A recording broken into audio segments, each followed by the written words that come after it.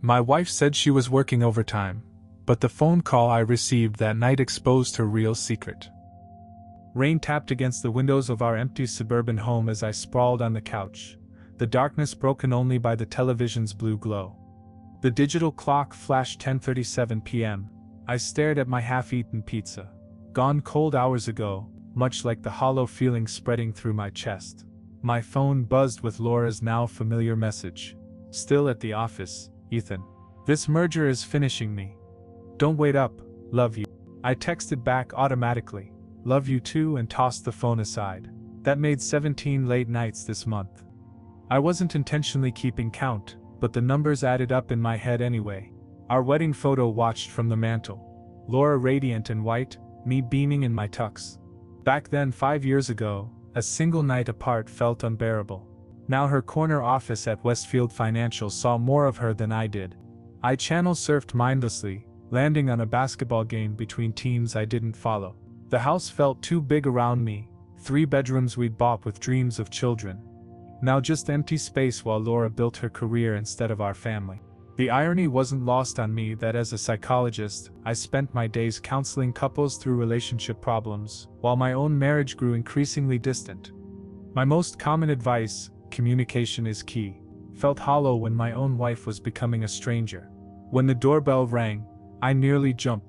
Chinese delivery for Laura Davies, the driver said, holding out a paper bag. Confused but appreciative, I paid and brought the food inside. Among containers of my favorite dishes lay a note. Thought you might be hungry. Sorry I'm not there, love. The gesture warmed me. Maybe I was overthinking things. Maybe everything really was about work. My phone rang with an unknown number as I dug into Kung Pao chicken. Normally I'd ignore it, but tonight any conversation seemed better than silence. Hello? I answered, wedging the phone between ear and shoulder. Hey you, a male voice, slurred cheerfully.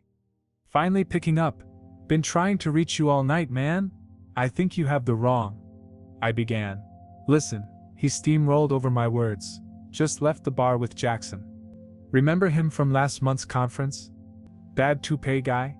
I was about to interrupt again when he said something that stopped my breath mid-inhale.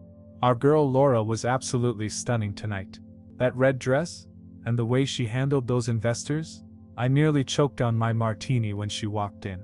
My fork clattered to the plate. Laura? Red dress? She was supposed to be at the office buried in paperwork. You still there, Alex? The stranger asked. I'm here, I managed, my voice surprisingly steady as my mind raced. Who was Alex? And who was this man who'd apparently just spent the evening with my wife? Her husband must be the most clueless man alive, he chuckled, sending ice through my veins. How many times can someone fall for the working late excuse? She's been meeting us 3 nights a week for nearly 2 months. 2 months, exactly when Laura's intense merger project began.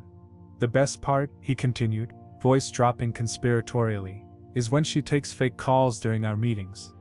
Yes, honey, still at the office. Miss you too. His imitation of Laura was disturbingly accurate.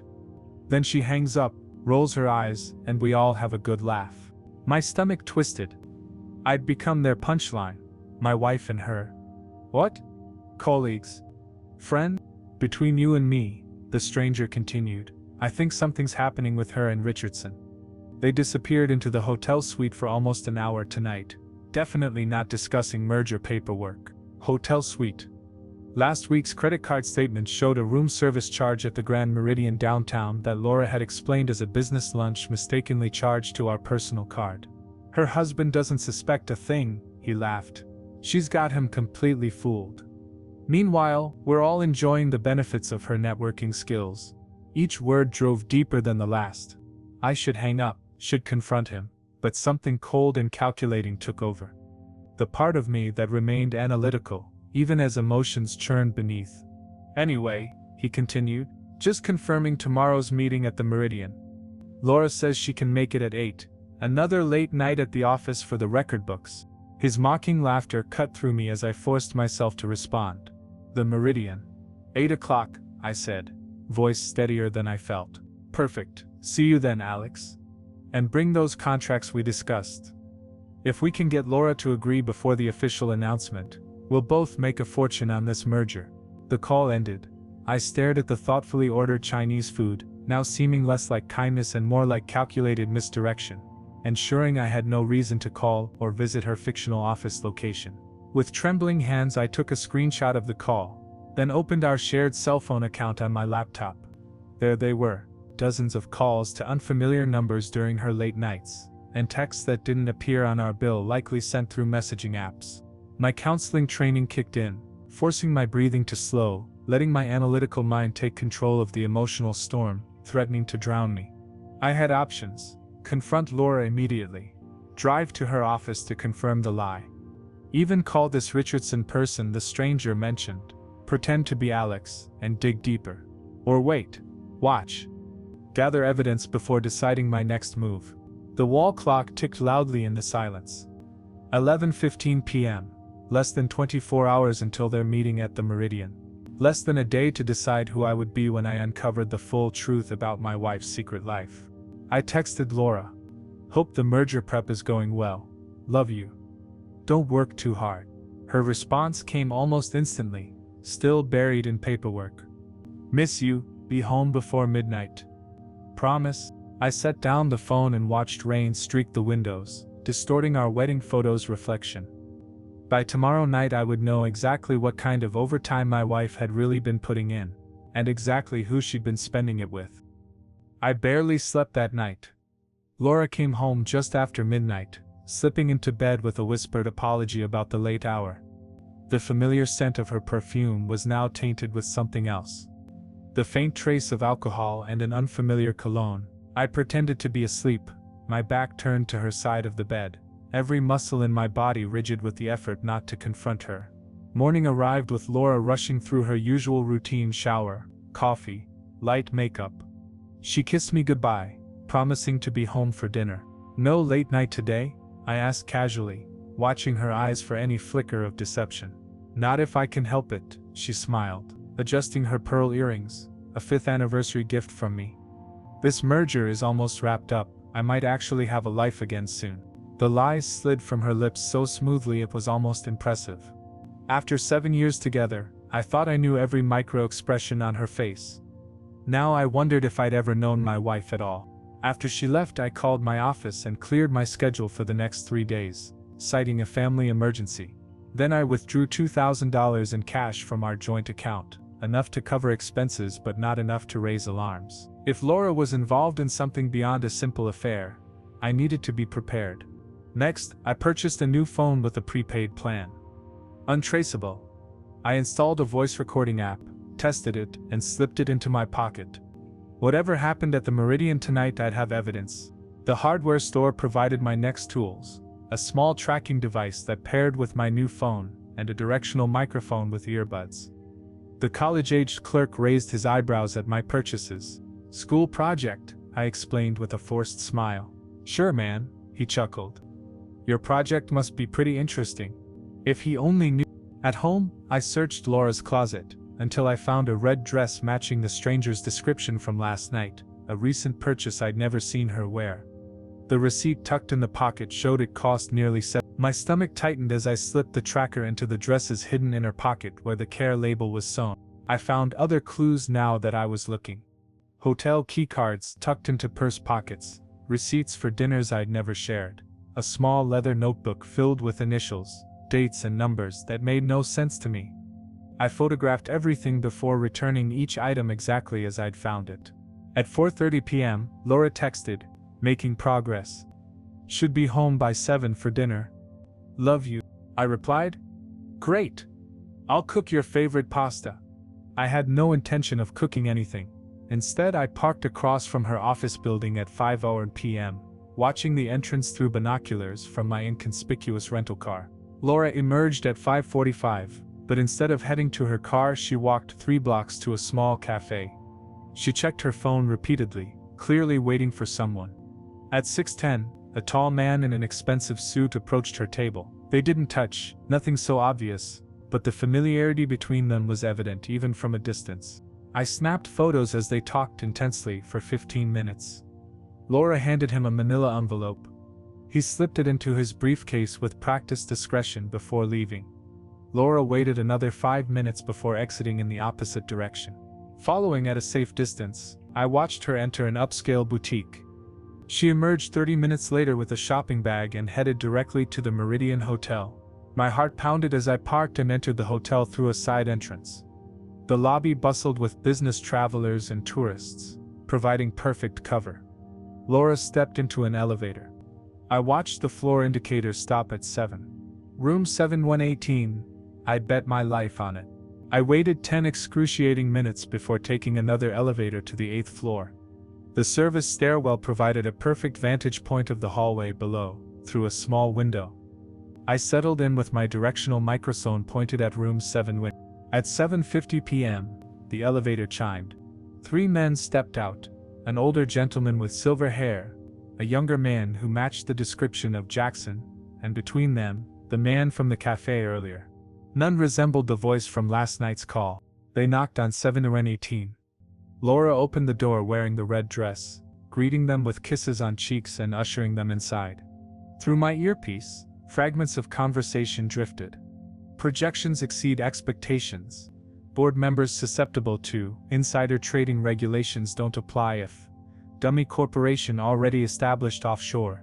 I recorded everything, my counselor's analytical mind cataloging details while my husband's heart crumbled. This wasn't just an affair. It was something potentially illegal. At 8:12 p.m., the elevator chimed again. A younger man stepped out, checking his watch anxiously. The voice from last night's call, I was certain. As he approached room 718, his phone rang. "Hello?" he answered. "Alex here." My suspicions confirmed. He'd mistaken me for this Alex person last night. "What do you mean you can't make it? The meeting's already started." He paused, listening. "Fine, I'll cover for you, but you owe me big time." He knocked and was admitted to 7:18. More voices joined the fragments I could capture. "Richardson's contact at the SEC won't be a problem. Laura's husband has no idea about the accounts. Once the announcement hits, stocks will plummet. We'll all be millionaires by Christmas." My blood ran cold. My wife wasn't just betraying our marriage, she was involved in what sounded like financial crimes. And somehow, I was part of her cover. At 9:30 p.m., Laura texted me. "Meeting running late. So sorry. Don't wait up." I took a deep breath and replied, "No problem. Love you." The lies flowed easily now on both sides. I returned to my car, mind racing with what I'd discovered. This wasn't just about gathering evidence for a divorce anymore. Whatever Laura and her associates were planning could potentially implicate me if we shared finances. I needed professional help, and not the psychological kind I dispensed. Tomorrow I would contact a lawyer and a financial investigator. The trap was set, but I was no longer sure who would be caught in it. "Mr. Davies, based on what you've shared, your wife may be involved in securities fraud." Natalie Chen, the financial crimes attorney I'd hired, studied the recordings and photos I'd provided. Her corner office overlooked the city where somewhere, Laura was continuing her deception. "And because we share accounts?" I asked, already knowing the answer. "You could be implicated," she confirmed. "We need to establish your ignorance and separate your finances immediately." I left her office with a hollow feeling. Our 7-year marriage was dismantling, not in a therapist's office discussing communication problems, but in a lawyer's office discussing criminal liability. That night, Laura came home early for once. She seemed buoyant, almost giddy. "The merger's coming together perfectly," she announced, pouring herself wine. "We should celebrate this weekend." "You've worked hard," I replied carefully. "You deserve some recognition." She raised an eyebrow. "Everything okay, Ethan? You seem distant." I forced a smile. "Just tired. Patient overload this week." She accepted the explanation easily. Evidence of how disconnected we'd become, that she couldn't read my distress. Or perhaps she was simply too absorbed in her schemes to notice. While Laura showered, I checked the tracking app. Her red dress had traveled to 3 locations besides the Meridian yesterday after I'd left: an office building downtown, a residential address in the wealthy Lakeside neighborhood, and briefly to a storage facility before returning home. The next morning after Laura left, I called in sick again and drove to the storage facility. The attendant was unhelpful until I mentioned I'd lost my key to Unit 43, the number I'd noted from the tracker. "Oh, that's your wife's unit," he said casually. "She was just here yesterday. She handles the paperwork." I lied smoothly. "Anniversary gift, inside. I need to retrieve." He hesitated. "I'd need to see ID matching the account." Plan B. "Actually, could you just confirm when the rental payment is due?" Laura asked me to drop off a check. "Let me check." He typed on his computer. "It's paid through next year. Your wife handled it last month, $2,400 for 12 months. $2,400 from our joint account." I thanked him and left, mind racing. What was valuable enough to store separately from our home but required frequent access? My next stop was the office building downtown. The directory showed a company called Meridian Ventures occupied the entire 15th floor. The same name as the hotel where Laura had met her associates. Coincidence? Not likely. I couldn't access the secured elevator without credentials. But I photographed the directory and sent it to Natalie. Within an hour, she texted back. Meridian Ventures incorporated 6 months ago, primary shareholders masked through shell companies. Working on details. The residential address in Lakeside proved more immediately revealing. The expansive lakefront property belonged to James Richardson. According to the mailbox, the same Richardson mentioned in the hotel room conversation. I parked down the street and waited. At noon, a luxury sedan pulled into the driveway. Laura stepped out, carrying a leather portfolio. She looked different somehow, confident, almost predatory in her movements as she approached the house. Richardson met her at the door, mid-50s, distinguished with the easy manner of old money.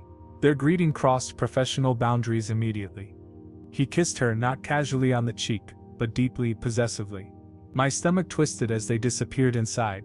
I waited 3 excruciating hours. When Laura finally emerged, she looked disheveled in a way that business meetings don't explain. Richardson followed, straightening his tie. They exchanged another kiss before Laura drove away.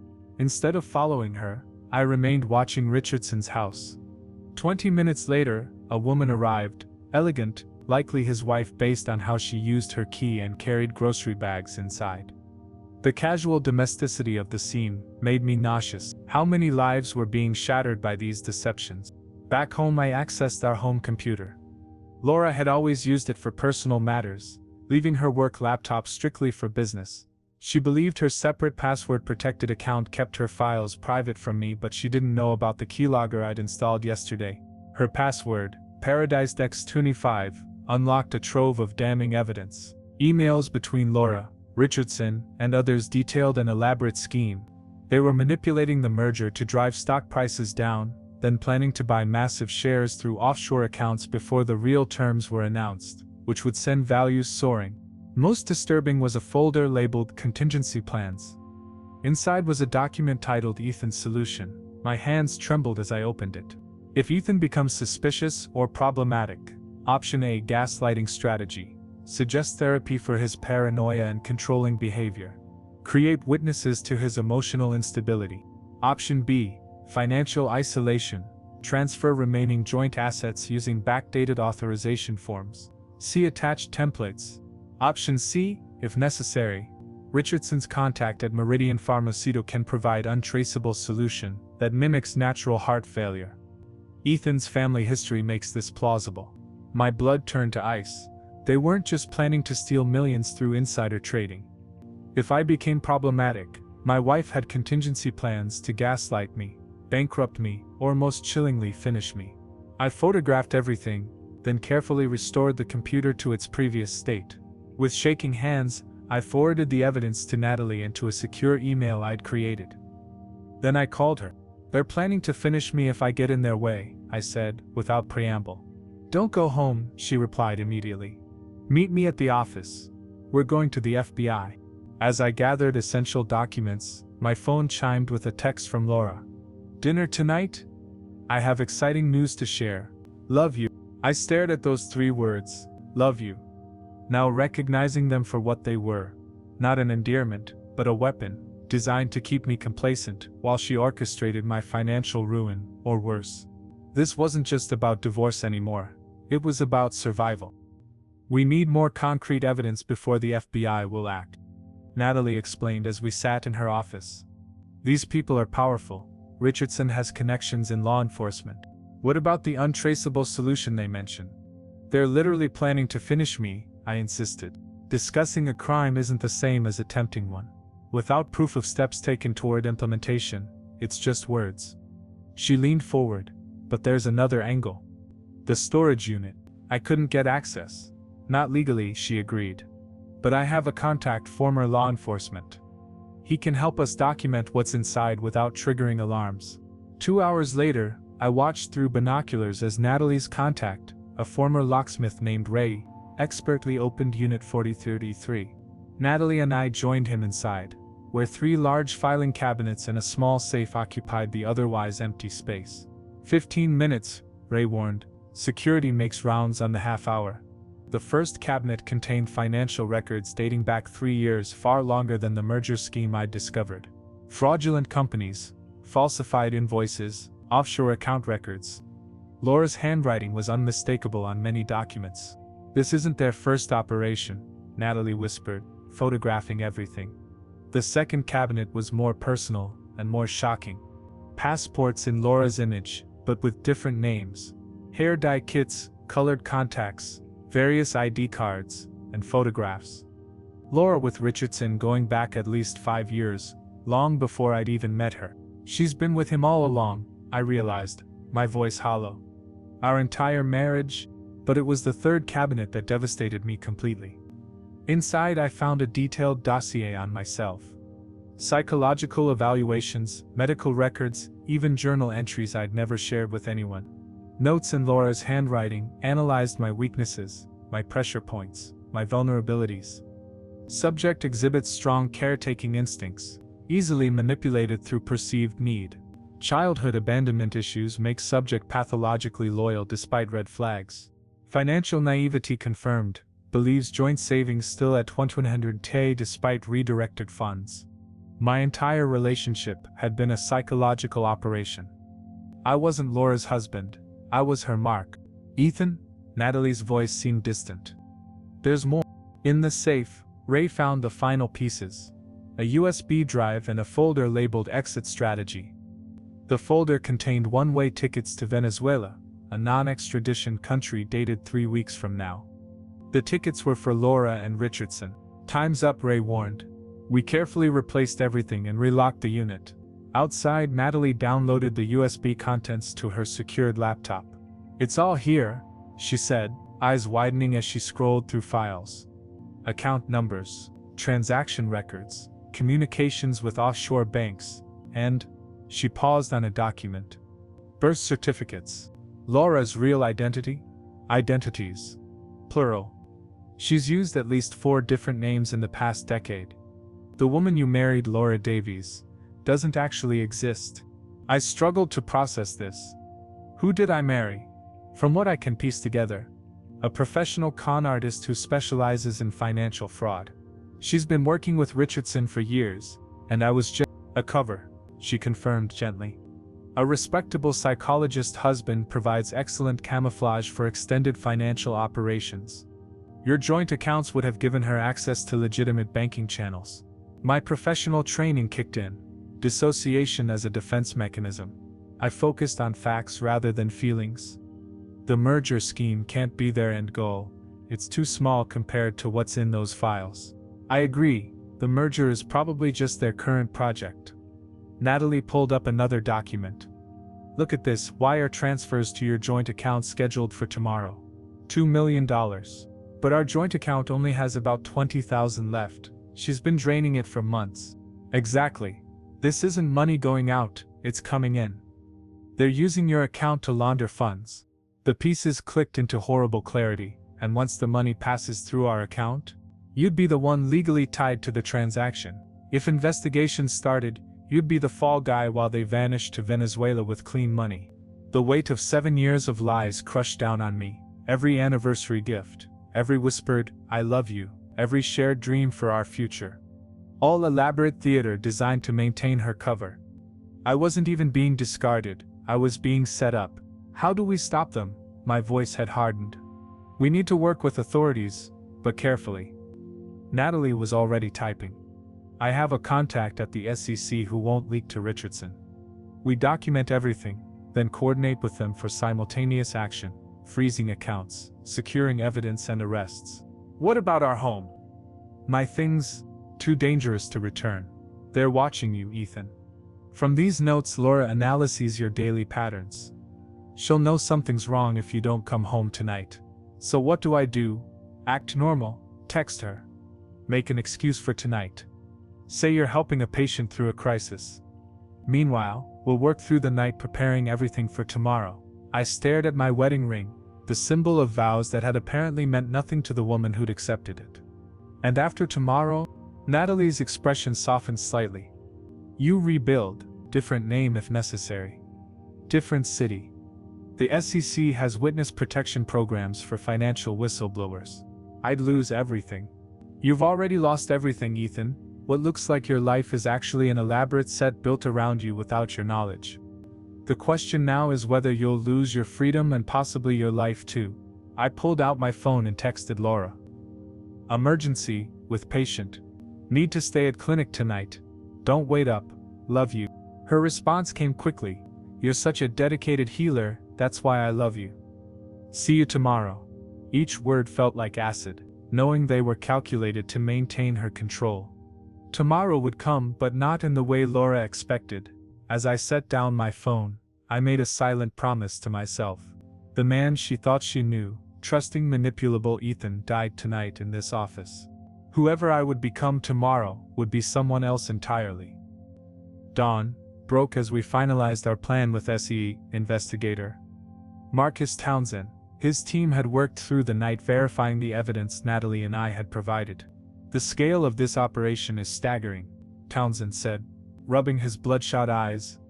Richardson and your wife, or whatever her real name is, have orchestrated similar schemes in 3 other states. We've identified at least 15 victims before you. Other husbands? I asked, dreading the answer. Some husbands, 1 wife, several business partners. All professionals with clean reputations and access to financial systems. All left holding the bag when the operation concluded. The conference room wall now displayed photos of these previous victims. 2 were serving prison sentences. The others had lost everything. Careers, homes, reputation. What happened to the others like me? I asked. The ones who weren't imprisoned. Financial ruin, mostly. One is driving for a rideshare company, another works retail. The psychiatrist now lives with her sister. Townsend's expression softened slightly. This crew is meticulous about destroying lives. I studied the faces of those who had shared my fate. None of them fought back successfully. None knew what was happening until it was too late. You're the first to discover the operation in progress. That's our advantage. My phone chimed with a text from Laura. Missing you. How's your patient? Will you be home for breakfast? I showed it to Natalie, who nodded encouragingly. I typed, patient stabilized. Having breakfast with him at the hospital. Home by. Perfect, Townsend said. We need her comfortable, following her normal routine. What about the wire transfer coming in today? We're monitoring it. The moment it hits your account, we'll have concrete evidence of money laundering. That's when we move. Natalie handed me a small device. Wear this under your shirt. It looks like a medical monitor, but it's recording everything. We need her confession on tape. I stared at it. You want me to go home, to face her? It's crucial, Townsend confirmed. We need her to incriminate herself. Without that, Richardson's lawyers might get them off. My hands trembled slightly. She has contingency plans to finish me. You'll have a protection team outside. First sign of trouble, they'll intervene. I thought of the dossier Laura had kept on me, the detailed psychological profile she'd built to manipulate and control me. She'll know something's wrong the moment she sees me. Use it, Natalie suggested. You're supposedly coming from an all-night intervention. You should look exhausted, disturbed. She'll attribute any unusual behavior to that. They were right, but that didn't calm the storm inside me. After a quick shower in Natalie's office bathroom and a change into fresh clothes they'd brought for me, I looked presentable but deliberately disheveled. The wire transfer is processing, Townsend announced, checking his laptop. $2 million moving through 3 shell companies before hitting your joint account. We've got teams in place at your home, at Richardson's residence, and at Meridian Ventures offices. I fingered my wedding ring, the last symbol of the lie I'd been living. I want to take this off. Not yet, Natalie cautioned. Nothing can seem different. Remember, Townsend instructed, get her talking about the transfer. Ask about the merger success. Let her believe you're still in the dark. The moment we confirm the money has landed in your account, we move. I nodded, my mouth dry. The clinical part of my brain recognized my symptoms: elevated heart rate, shallow breathing, hypervigilance as acute stress response. Fight or flight, but there was nowhere to run. One more thing, Natalie said, handing me a small bottle. Bring this home. It's identical to the prescription sedative she has in her contingency file. If she offers you a drink, accept it, but don't consume it. Instead, get her to incriminate herself about drugging you. I pocketed the bottle, feeling like I was arming myself for battle. You've been married to this woman for 7 years, Townsend said gently. You have an advantage none of the other victims had. You know her patterns, her tells, her weaknesses. I thought I did, I replied bitterly. But everything I know about Laura is a fabrication. Not everything, Natalie countered. Your psychological training is real. Use it. You've counseled people in crisis for years. Now you need to be your own best counselor. At 9:45 a.m., I sat in an unmarked van a block from my house. Agents were positioning themselves discreetly around the perimeter. Through a tablet, I watched surveillance footage of my own home. Laura moved about the kitchen, preparing breakfast, checking her phone periodically.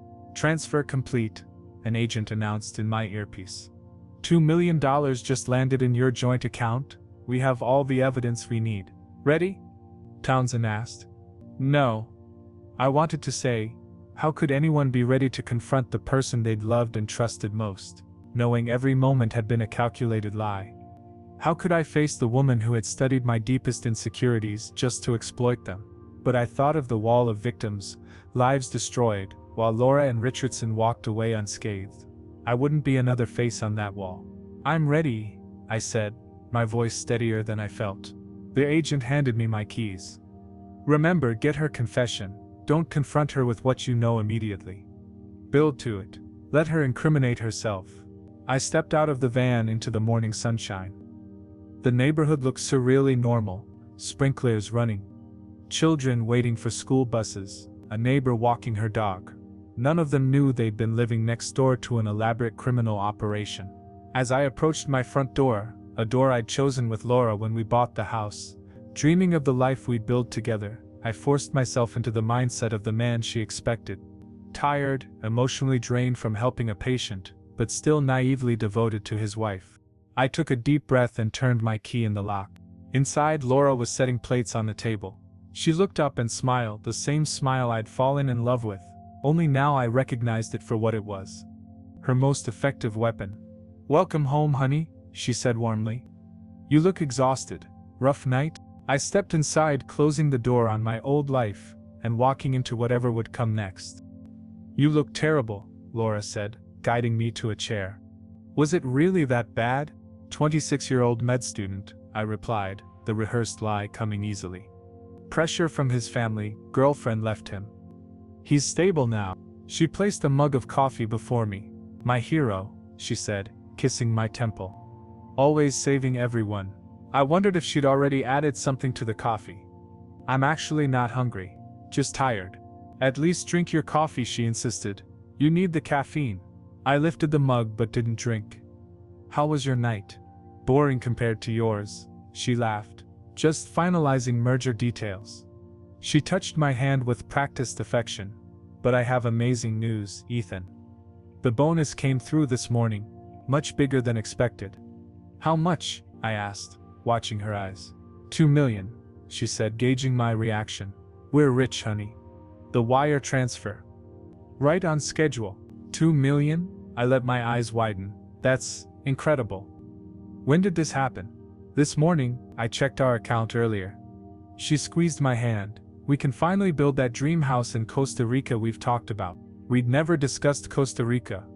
That was her plan with Richardson. How did you manage such a huge bonus? I asked, deliberately slurring my words slightly, as if the coffee which I still hadn't tasted was affecting me. The merger was more valuable than anyone realized, she said smoothly. I negotiated an exceptional package. I swayed slightly in my chair. I'm feeling strange. Alarm flickered in her eyes, quickly replaced by concern. You're exhausted. Why don't you lie down? I can bring breakfast to bed. No, I mumbled. Need to understand the money, taxes. Don't worry about that, she soothed. It's all handled. The money's being moved to our new accounts later today. New accounts? I asked. When did we open new accounts? She hesitated, then recovered. Just investment accounts I set up, for our future. I let my head droop forward. You're amazing. Always thinking ahead. Laura pulled out her phone and typed rapidly. Through half-closed eyes I saw the message. It's working. He's going under. Move the money now. Who are you texting? I slurred. Just work, she said, setting her phone down. James needs some files. James, not Richardson or Mr. Richardson. James. The casual intimacy confirmed everything. You know what's funny? I mumbled, letting my head loll back. Got a weird call the other night. Wrong number. Guy talking about you. Her posture stiffened. What guy? Dunno. Stranger. Thought I was someone named Alex. Talked about you in meetings and hotels. I watched calculation race across her face, deciding how to handle this complication. Probably a prank call, she said lightly, but her eyes had hardened. Or someone confused. Said you were laughing at me behind my back. She knelt beside me, taking my hands. Ethan, that's ridiculous. You know how much I love you. The lie, delivered with perfect sincerity, ignited something primal inside me. 7 years of manipulation, 7 years of studying my vulnerabilities for exploitation. No more.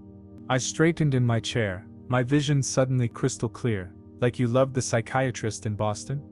Or the nonprofit director in Chicago? Or were they just convenient covers too? The mask slipped for just an instant. Surprise, then calculation. Ethan, what are you talking about?